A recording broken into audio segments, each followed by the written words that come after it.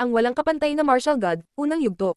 Kabanata 671, nakakasilaw na mga ilaw. May isang grupo ng mga tao na dumating mula sa langit sa Imperial City ng Dragon Mountain.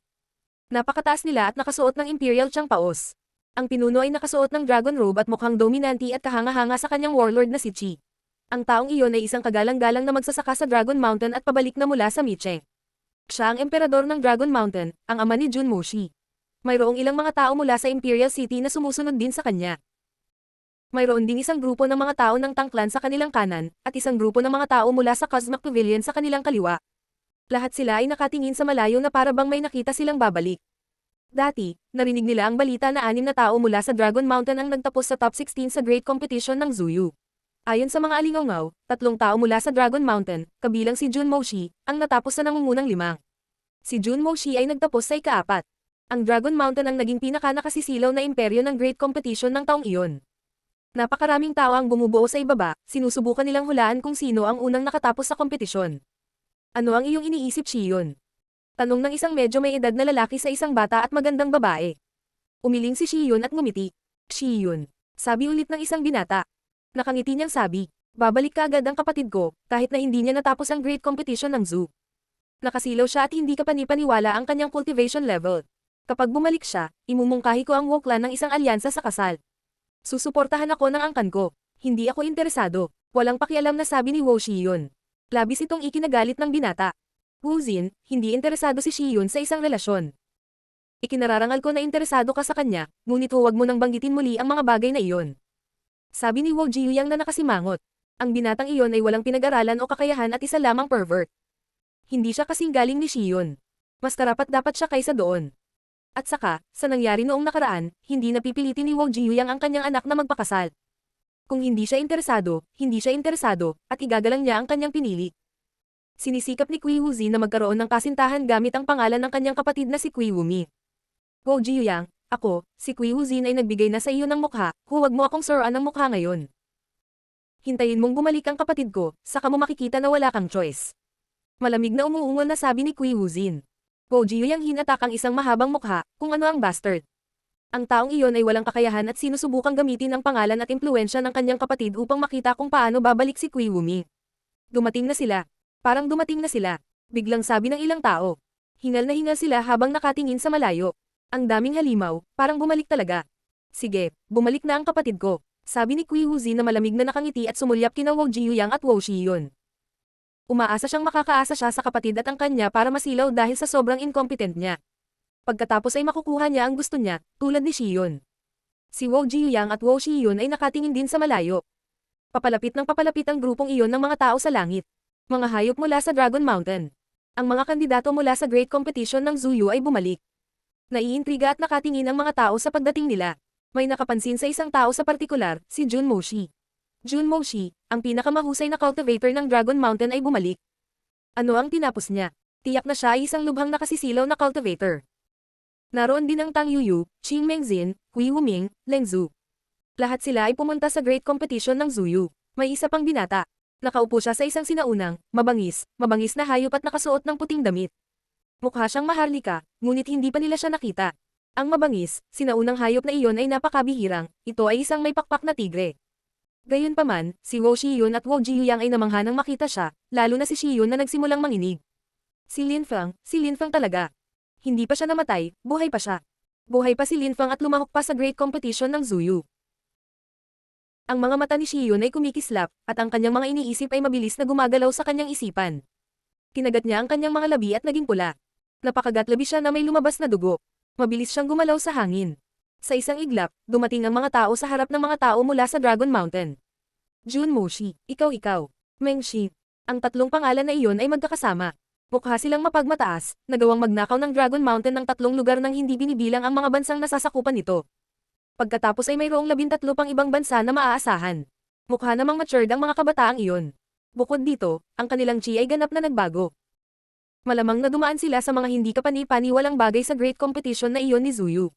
Hinarap nila ang kamatayan, patuloy silang nakikipaglaban sa kanilang mga sarili, hinamon nila ang iba pang hindi kapani-paniwalang mga henyo. Sila ay naging mas malakas ng mas mabilis kaysa sa sino mang maaaring magkaroon. Sige, hindi masama sa pagkakataong ito. Nagtapos ang Dragon Mountain na may 6 na tao sa top 10 at 4 na tao sa top 6. Mayroon kaming 3 tao sa nangungunang 4. At ang kampyon ng kompetisyon ay nagmula sa isang bansang nasasakupan natin. Sa pagkakataong ito, pinasilaw mo ang ating imperyo, ikaw ang kaluwalhatian ng ating imperyo. Sabi ng emperador na tinanggap sila ng may maningning na ngiti. Namangha ang mga tao, gaano kapani-paniwala, ang kampyon ng kompetisyon ay nagmula sa isang bansang nasasakupan nila. Tumingin sila sa karamihan ng tao sa kalangitan, akala ng lahat na si Junmo Shi ang mauunang makatapos. Dapat siya iyon, tama. Qing Mengzin mula sa Cosmic Pavilion, ika-10. Isa kang nakasisilaw na magsasaka sa Dragon Mountain, salamat.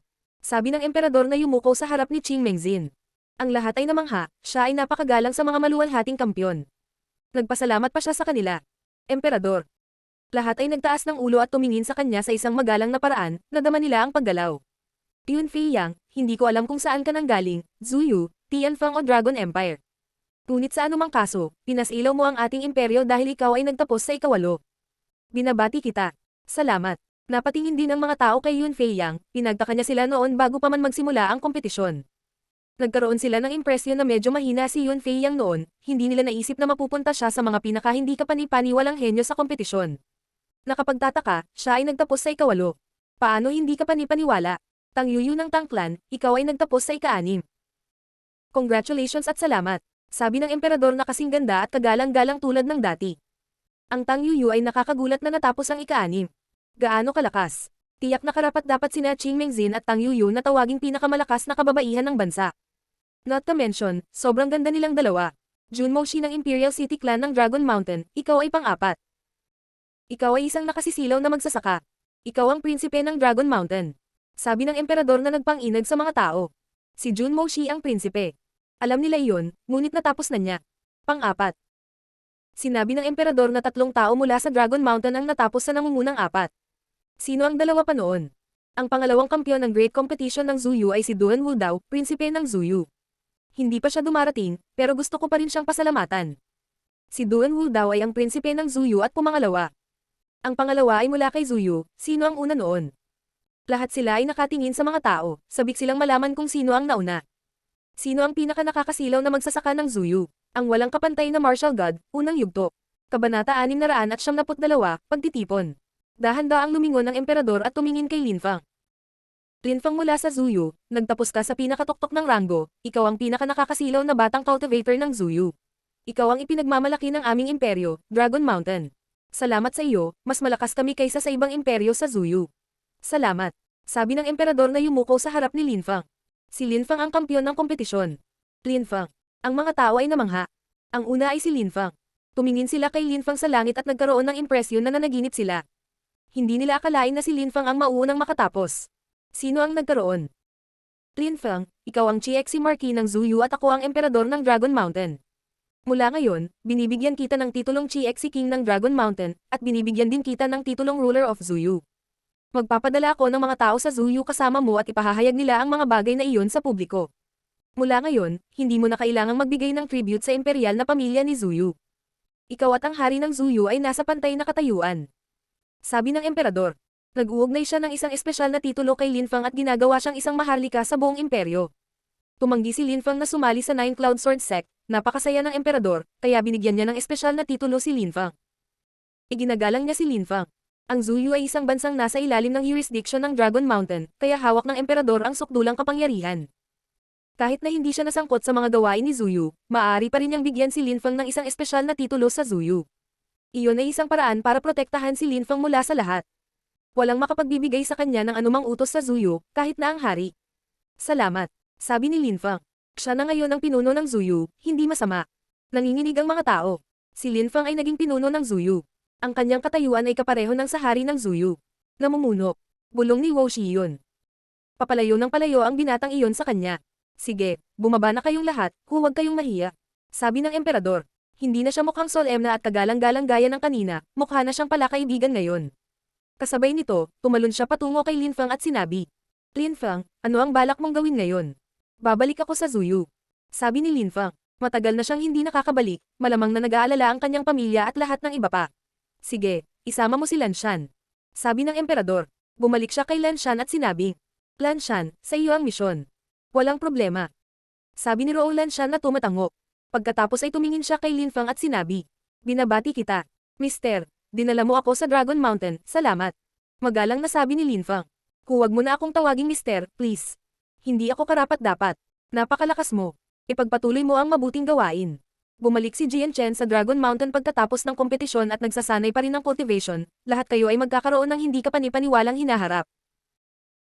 Sumunod si Roulan Shan sa emperador, si Linfang ang pinaka-nakakasilaw na cultivator sa kompetisyon, kaya gusto ng emperor na maging perpekto ang lahat para sa kanya. "Babalik ka?" tanong ni Tang Yuyu. "Oo," sabi ni Linfang na tumatango. "Oh," Tang Yu pinilit mong ngumiti, malungkot siya. Then she added, "Ingat.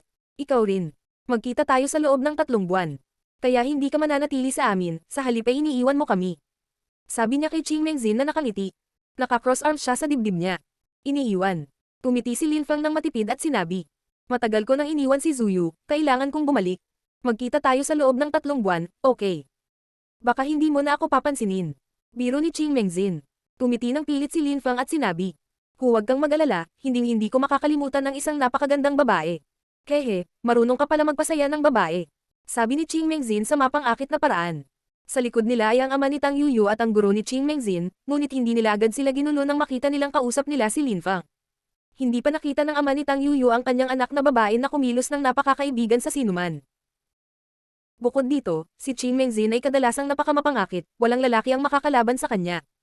Ngunit ngayon ay kaya na ni Linfang, at si Qing Mengzin ay kanyang kaibigan. Kaibigan niya ang mahusay na kampiyon ng Great Competition ng Zuyu. Hindi naman mahina si Linfang. "Linfang, kung may pagkakataon ka, bumalik ka sa amin." Sabi ni Jun Moshi. Natigilan ng mga tao, hindi nila akalain na ang lahat ng mga henyo na iyon ay magiging napakabuting kaibigan, hindi ka panipaniwala. "Pupunta ako para mamasyal kung may oras ako." Sabi ni Linfang. Malungkot din siyang umalis. Hindi naman siya insensitive, marami na silang pinagdaanan na magkasama. "Alis na kami." Tulungan ng isang tao sa sandaling iyon. Ito ay isang pamilyar na boses na umalangaw sa mga tainga ni Linfang. Tumingon siya at may nakita siyang tao. Pinipilit ng isang lalaki na yakapin siya ng isang babae. "Wo Shiyu, huwag mo akong pilitin na maging mas marahas." Malamig na sabi ni Kui Wuzin. "Tapos ka na," sabi ni Wo Shiyun kay Kui Wuzin. Nagulat si Kui Wuzin at sumagot, habang nakangiti. "Tapos na ako." "Paano mo nasabi yan? Nananaginip ka ba? Nandito ang kapatid ko, paanong may nangyari?" "Nandito ako." Tumingon si Kui Wuzin at nakita ang silhouette na damapo sa tabi niya. Lalo siyang nagulat. Si Linfang ay mas malakas kaysa sa kanyang kapatid na si Kui Wumi. "Linfang," nauuto na sabi ni Kui Wumi. Noong nakaraan ay hindi siya kayang kalabanan ni Linfang, ngunit ngayon ay nakatingala na lamang siya sa kanya. "Siya ba ang tunay mong kapatid?" tanong ni Linfang, nakaturo kay Kui Wuzin.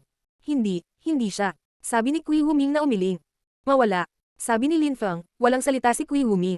"Linfang, aalisin ko si Kui Wuzin, kaya kalimutan mo na ang nangyari." "Hindi." Malamig na tinulungan si Linfang. Pagkatapos ay tumingin siya kay Wo Shiyun at sinabi, "Anong gusto mong gawin ko sa kanya? Ikaw ang magdesisyon." Sabi ni Wo Shiyun habang nakatitig kay Linfang, na parabang nakalimutan niya si Kui Wuzin. Noong nakaraan ay umalis si Linfang at hindi na niya narinig ang tungkol sa kanya. "Gotcha." Biglang lumitaw ang nakakasilaw na liwanag na tila araw sa katawan ni Kui Wuzin. "Nine Sun Skill, miyembro ka ba ng Woklan?" tanong ni Kui Wumi. Hindi niya naintindihan. "Si Shiyun ang aking nakababatang kapatid na babae. Paanong hindi ko siya papatayin?" Sabi ni Linfang kay Kui Wumi, hindi niya namalayan. Ibinaba niya ang ulo niya at sinabi, "Tama ka, Emph, naiintindihan mo, iyon lang ang mahalaga." Malamig na sabi ni Linfang. Kaagad pagkatapos ay bumangon siya sa hangin. Nagulat si Wo Shiyun. Tumingin siya kay Linfang na umalis muli. Ilang luha ang lumitaw sa kanyang mga mata, kapatid na babae. "Jun Moshi, tulungan mo akong alagaan ang aking nakababatang kapatid na babae." Tumingin si Wo Shiyun kina Linfang at Jun Moshi. Tumango si Jun Moshi ngunit si Wo Shiyun ay parang wala siyang narinig, nakatitig lang siya sa kanila. Pagkatapos ay umalis si Linfang sa kanyang halimaw na kumikilos ng napakabilis na ang mga tunog ng pagsipol ay kumalat sa hangin. Si Linfang ay biglang lumitaw at nawala muli ng biglaan. Go Jiu Yang Sight. Minsan nakakaintriga ang buhay. Tinulungan na naman sila ni Linfang, tinulungan na naman niya si Wo Shiyun, at muli niya itong pinaiyak. Maraming tao ang nanonood kay Linfang na umalis. "May mga bagay din akong gagawin. Magkikita tayo sa loob ng 3 buwan." Sabi ng isang tao sa sandaling iyon. Pagkatapos ay tumalon si Yun Fei Yang sa isang mabangis na hayop at umalis. Walang nakakaalam kung saan siya pupunta. Ang walang kapantay na martial god, unang yugto. Kabanata 673, mga labanan sa layer ng Tianqi. Kasama ni Linfang ang kanyang hayop kasama ang 3 pang tao. Hanman, Po Jun at Xiaoya. Lin Feng. Sabi ng boses mula sa malayo sa di kalayuan. Huminto si Lin Feng, lumingon sa paligid at nakita ang isang magandang babae na humahabol sa kanya. Tanong niya saka, ikaw, anong meron? Sinabi sa akin ng aking ama na ialok sa iyo ang alak na ito. Sabi ni Tang Yuyu habang nakangiti. Iniunat niya ang kanyang braso at lumitaw ang isang singsing sa kamay ni Lin Feng. Salamat sa pag-iisip tungkol sa akin. Sabi ni Lin Feng kay Tang Yuyu. Sinabihan siya ng kanyang ama na pumunta. Malamang, hindi alam ng kanyang ama na mahal ni Lin Feng ang alak na iyon. Alis na ako. Nakangiting sabi ni Lin Feng. O sige, mag-iingat ka, sabi ni Tang Yuyu habang tumatango. Nagsimula na naman ang mga sipol. Sa isang iglap, nawala na siya sa abot tanaw. Lumilipad sila ng 1 kilometro pataas sa langit at si Lin Feng ay naka-cross-leg. Nakatingin siya sa jade stone ring na ibinigay mo sa kanya. Maraming bote ng alak, lalo na ang hot unit. Gusto ko ng matapang na alak. Sabi ni Hanman, nagustuhan niya talaga ang hot unit. Halika, sabi ni Puljun na nagtaas ng bote. Pagkatapos ay sabay-sabay silang uminom at bumaba ng isang bote. Naramdaman nilang lahat ang pag-aapoy ng alak sa kanilang lalamunan. Parang mas bumilis ang oras nang sila ay lasing. Lumilipad si Chikiyong sa itaas ng mga bundok at ilog. Nakaalis na sila sa Dragon Mountain. Natahimik si Lin Feng habang nagsimulang umihip ng malakas ang hangin. Si Hanman at Puljun ay nakahiga sa likod ng may pakpak na tigre at ang kanilang mga mukha ay namumula. Feeling nila nasusunog sila sa loob. Hindi sila makakainom ng kasing dami ni Lin Feng. Ha? Sumimangot si Lin Feng at galit na sumigaw. Sino yan? Ilang sandali pa ay may naramdaman siyang nakatagong enerhiya ngunit mabilis itong nawala muli. Sobrang puyat niya bigla.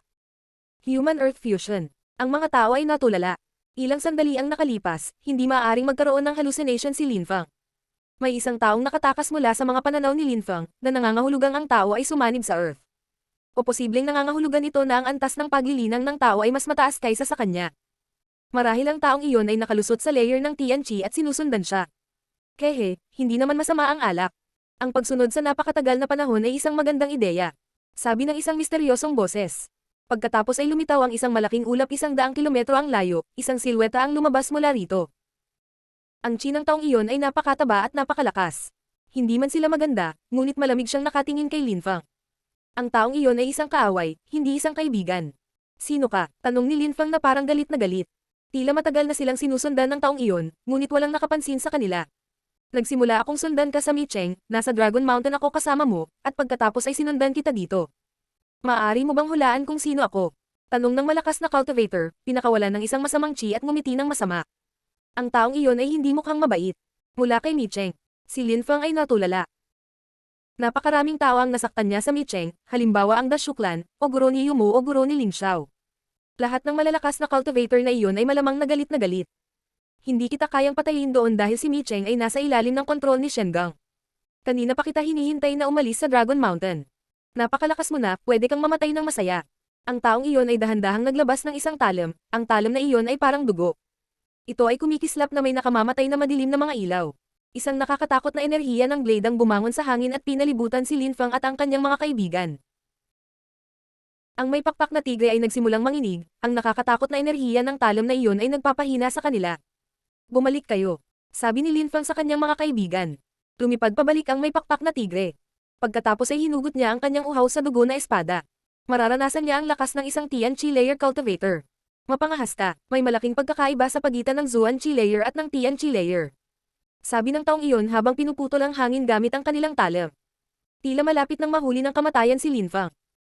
Kumakalat ang mga tunog ng sipol sa hangin at lumilipat patungo sa kanya, napuno ito ng brutal at masamang enerhiya. Espada. Sigaw ni Lin Feng, hindi niya kayang maging pabaya ngayon. Ginamit niya ang kanyang level 5 sword intent na naglalabas ng nakakatakot na mga tunog ng pagsipol sa kapaligiran. Hehe, level 5 sword intent. Maaaring mas magaling ka kaysa sa akin, ngunit nakakalungkot na hanggang sa 8 Zuanqi layer ka lang nakapasok. Ang layunin lamang ay hindi nagpapalakas sa iyo kaysa sa akin. Malamig na sabi ng tao. Sumasayaw sa hangin ang kanyang talam. Pagkatapos ay lumitaw ang isang nakakatakot na liwanag. At ang liwanag na iyon ay diretsyong gumagalaw para kay Lin Feng. Mamatay. Galit na sigaw ni Lin Feng. Pagkatapos ay ibinaon niya ang lahat ng kanyang level 5 sword intent sa kanyang sword. Isang dugong pulang liwanag ang bumagsak sa kalangitan, ngunit tila ang kanyang layunin sa espada ay hindi kayang makipagkompetensya sa lakas ng talam. Tila ang talam na iyon at ang layunin ng talam ay pinagsama sa lupa. Krr. Kahit na ang layunin ni Lin Feng ay umabot na sa antas ng 5, ang layunin na ipinakalat ng cultivator ng Tianqi layer ay maaaring sirain siya. Maaari bang makipagkompetensya si Lin Feng sa isang cultivator ng layer ng Tianqi? Kahit na ang kanyang layunin ay napakalakas, hindi ito makakakuha ng parehong kapangyarihan.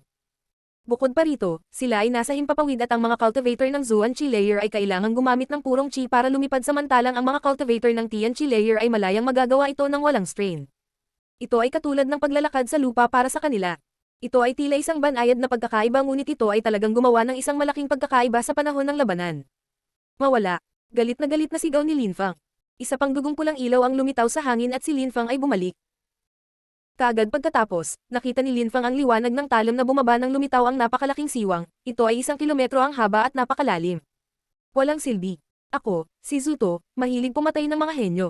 Ito ay isa sa aking pinakadakilang hilig. Sabi ng magsasaka na may talam. Nagpatuloy siya sa paghabol kay Lin Fang. Gotcha. Sa himpapawid, umalangaw ang kulog. Ang asol na kidlat ay bumaba mula sa langit at pagkatapos ay nawala ang talam. Layunin ng Thunderbolt. Nagulat si Zuto at saka nagtaas ng ulo. Agad niyang nakita ang isang walang saplot na lalaki sa langit na lumulutang sa dagat ng mga kulog. Sinundan mo siya ng ganoon katagal, at matagal din akong sumunod sa iyo. Darating si Lin Fang sa Mystical World, sa tingin mo ba dahil wala ka sa Shengang ay maaari mo siyang patayin? Dapat gusto mong mamatay. Sabi ni Lei Mang. Sa kanyang ulo ay lumitaw ang isang dambuhalang kulog, mukha siyang Diyos ng kulog, brutal at makapangyarihan.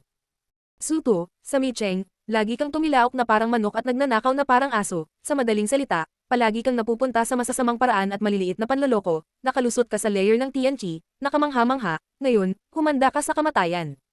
Sabi ni Lei Mang. Pagkatapos ay tumalon siya at lumitaw ang isang napakalaking kulog, nakakatakot na mga ilaw at tunog ang kumalat sa kapaligiran, ang buong kapaligiran ay asul. Patuloy na umaalingaw ang mga kulog. Ang mukha ni Zuto ay mukhang kahindak-hindak. Ang kanyang talam ay patuloy na sumasayaw sa hangin. Nagawa niyang maputol ang ilang mga kulog, ngunit tila walang katapusan ng mga ito habang binomba ang buong kalangitan. Isang kulog ang bumagsak sa ulo ni Zuto at tumalsik ang dugo kung saan-saan. Mamatay. Galit na sigaw ni Lei Mang. Ang bilis niya ay hindi kapani-paniwala. Tumalon siya patungo kay Zuto, ang kanyang mga kamay ay puno ng kidlat. Ginagamit ni Zuto ang kanyang talam para lumaban ngunit mahirap dahil mas malakas ang kidlat. Pagkatapos ay lumitaw ang ilang mga thunderbolts, at sa isang iglap, ang katawan ni Zuto ay ganap na itim habang siya ay nahulog sa hangin. Isang cultivator ng Tianqi layer ang kamamatay lang. Tumingin si Lin Fang at nagsimulang manginig, ang mga kulog na iyon ay nakakatakot. Kahit na nakalusot sila sa layer ng Tianqi, ang kanilang lakas at layunin ay nasa ibang antas. Ang walang kapantay na martial god, unang yugto. Kabanata 674, bumalik sa bahay. Matapos patayin si Zuto, ibinalik ito ni Lei Mang, na aktwal na gumagamit ng Thunder Staff, sa kanyang balikat. Nawala ang mga kulog habang lumingon siya para harapin si Lin Fang. Tila pala kaibigan ang tingin nito sa kanya. Salamat, sabi ni Lin Fang na tumatango. Mamatay sana si Lin Fang kung hindi tumulong si Lei Mang. Talagang iniisip ni Lin Fang kung anong sphere of influence si Zuto. Bakit niya ito hinabol ng mahabang panahon para patayin siya? Hindi na kailangan, nagtatrabaho lang ako para kay Shengang. Dahil tinanggap mong pumasok sa Mystical World, dapat kang protektahan ni Shengang. Hindi na kailangang magpasalamat sa akin. Sabi ni Lei Mang. Lin Fang, mangyaring ipagpatuloy ang iyong paglalakbay. Sige. Naghintay si Lin Fang hanggang sa dumating si Chi Qiyong sa tabi niya at umupo pabalik sa kanya. Nagsimulang kumalat muli sa hangin ang mga sipol. Makalipas ang ilang sandali, sa di kalayuan, may iba pang mga cultivator ng Tianqi layer na nakikipaglaban. Galit na galit ang tibok ng puso niya. Umalis na si Lin Fang ngunit nanatili si Lei Mang. Nanatili siya sa malayo. Ang kanyang kamalayan ay ganap na binalot ang buong lugar. Kahit isang butil ng damo o insekto ay hindi makatakas sa kanya. Nang umalis si Lin Fang, sinabi ni Lei Mang. Matagal mo na kaming hinahabol, ngayon, lumabas ka lang. Pagkatapos ng kaunting panahon ng katahimikan, 2 silhouette ang lumabas. Hindi inakala ni Lin Fang na 4 na cultivator ng Tianqi layer ang sumusunod sa kanya, 3 sa kanila ang gustong pumatay sa kanya. Siguro, narinig mo yung sinabi ko kanina.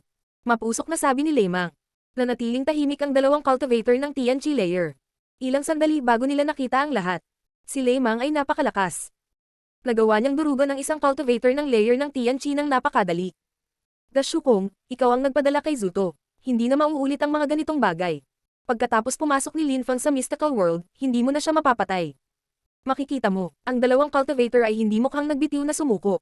Si Yumo ay pinatay ni Lin Fang, at si Miss Da Shu ay pinatay dahil din kay Lin Fang. Galit na galit sila. Malayo na ang kanilang narating para patayin si Lin Fang ngunit hindi nila namalayan na nagpadala si Shengang ng mga tao para protektahan siya. Kung gayon, ayos lang kung hindi natin hawakan si Lin Fang hanggang sa pagpasok niya sa mystical area. Malamig na sabi ni Da Shukong. Ano? Hindi mahalaga, dapat mabuhay si Lin Fang. Ayaw na kitang makita. Sabi ni Lei Mang na kamakaway. Ang guro ni Yumo at ang mga mata ni Dashukong ay kumikislap. Hindi sila makalabas at maaari nilang patayin si Lin Fang bago siya pumasok sa mystical world.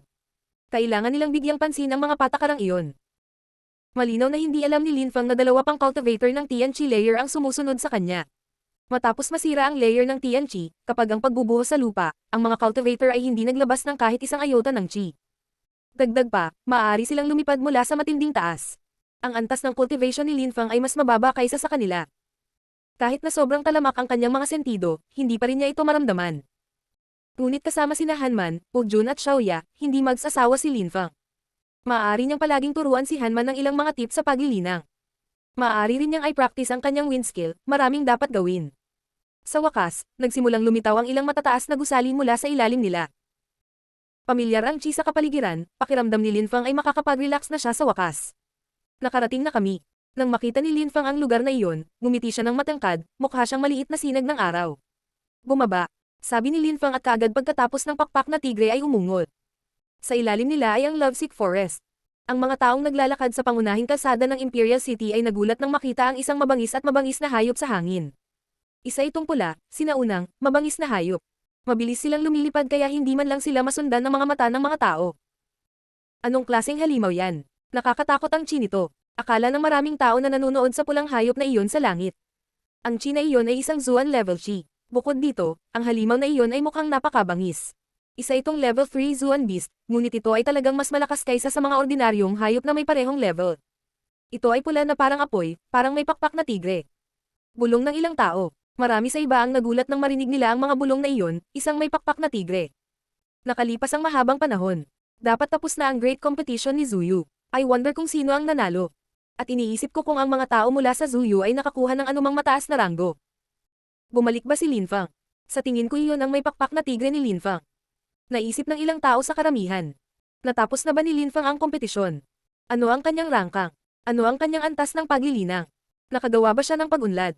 Paano naman sina Yu Tianming, Wu Qing at iba pa? Nagtataka sila tungkol sa rangkang ni Lin Fang at lalo na kay Duan Wu daw, siya ang pinakamagaling sa 8 mataas na opisyal. Si Duan Wu daw ay ang prinsipe ng korona. Siya ay lubhang marahas at agresibo. Nasilaw ba siya? Ang mga tao ay sabik na malaman ang tungkol sa kanilang mga ranggo.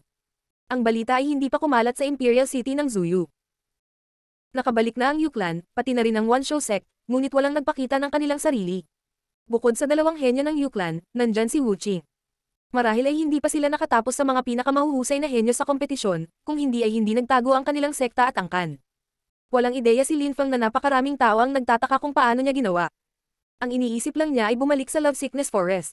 Mayroong ilang mga silhouette sa puting damit na agad na umangat sa hangin at humarang sa daan nang lumipad ang may pakpak na tigre sa ibabaw ng Lovesickness Forest. Pero sa sobrang bilis, nagulat silang lahat. Master, bumalik ka na. Ginawa ko, masayang sabi ni Lin Fang. Siya ay sumulong at tumalon mula sa likuran ng may pakpak na tigre at sa lupa. Pagkatapos ay tumingin siya sa paligid, nakikita at nararamdaman niya ang lahat sa kanyang hindi kapani-paniwalang kamalayan. Dahan-dahan siyang naglakad pasulong sa mahusay at maliksi na paraan. Hindi siya naglalabas ng kahit anong tunog. Sa lihim na lugar ng Lovesickness Forest, tanging kaluskos ng mga dahon ang naririnig niya. Dumating siya sa tabi ng isang malaking puno. Sa di kalayuan ay may ilang pamilyar na kubo at lodge cabin. Sa paanan ng isang puno na may cabin lodge ay isang silhouette. May kinulitang taong iyon, ito ay isang medyo may edad na lalaki. Sa di kalayuan, may dalawa pang tao, mga babaeng naglalaro ng chess. Sila ay tumingin kalmado at tahimik. Ito ay isang magandang tanawin. Tila may naramdaman si Lin Hai, lumingon siya at nakita si Lin Fang. Little Fang. Bulong ni Lin Hai. Nagulat si Yu Menghi at Meng Qing, dahan-dahan nilang itinaas ang kanilang mga ulo upang makita ang isang namumukod tanging binata. Little Fang. Bulong ni Yu Menghi, agad siyang tumayo. Dahan-dahan ding naglakad si Meng Qing sa layo na 100 metro. Huminto siya hindi kalayuan kay Lin Fang. Nasa likod sina Yu Menghi at Lin Hai at huminto din sa paglalakad. Nagkatinginan sila at humajijek. Nakita ni Lin Fang ang 3 taong iyon at ngumiti rin siya bilang masigla. Ibinaba ni Meng Qing ang kanyang ulo, mukha siyang cute at malambing. Muli niyang itinaas ang ulo niya, mukha siyang dalisay at banal. Ang kanyang ngiti ay gumagalaw at nakakaantig. Ang lahat sa paligid niya ay tila wala, kahit na walang kulay. Ikaw ay bumalik, sabi ni Meng Qing. Palagi niyang kasama si Lin Fang mula noong Blackwing Forest. Hindi siya napalayo sa kanya hanggang sa umalis siya para sa paligsahan. Hindi niya akalain na magiging ganito katindi ang relasyon nila ni Lin Fang. Ang walang kapantay ng martial god, unang yugto. Kabanata 675, Passionate Fusion. Ang hangin ay humahaplos sa kanilang balat, tila huminto ang oras. Nakangiti si Linfang. Tumanggo siya at sinabing, "Oo, bumalik ako." Dahan-dahan siyang naglakad pasulong at hinawakan ang kamay ni Mengching. Mukha siyang kalmado, payapa, at payapa. Hindi na kailangan ng mga salita. Naglakad siya patungo kina Linhai at Yu Menghi at sinabi, "Tatay, nanay." Sina Linhai at Yu Menghi ay nakangiti, nakaramdam sila ng kasiyahan. Patuloy na tumanggo si Linhai at sinabi, "Mabuti. Si Linfang ay talagang nagbago. Hindi na siya nagmukhang immature. Tila tuluyan na siyang lumaki.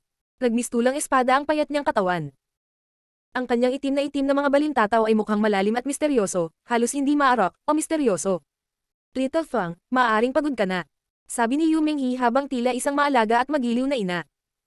Wala pang 20 taong gulang si Linfang, gaano man kalakas ang kanyang anak, gaano man siya katanda, lagi niyang naaalala ang kanyang maliit na sanggol. Little Fang, kumusta ang kompetisyon? Isang sked Linhai. Maraming beses, gustong pumunta ni Yu Menghi kay Mi Cheng, ngunit pinigilan siya ni Linhai na pumunta. Kinailangan ni Linfang na harapin ang kanyang kapalaran ng mag-isa. Kinailangan niyang harapin ang kamatayan at mga panganib ng mag-isa na may sariling kakayahan. Huwag mo siyang asarin agad. Ipagtitimpla kita ng tsa, Little Fang. Kailangan mong magpahinga. Sabi ni Yu Menghi habang sinusulyapan si Linhai nang umiti ng pilit.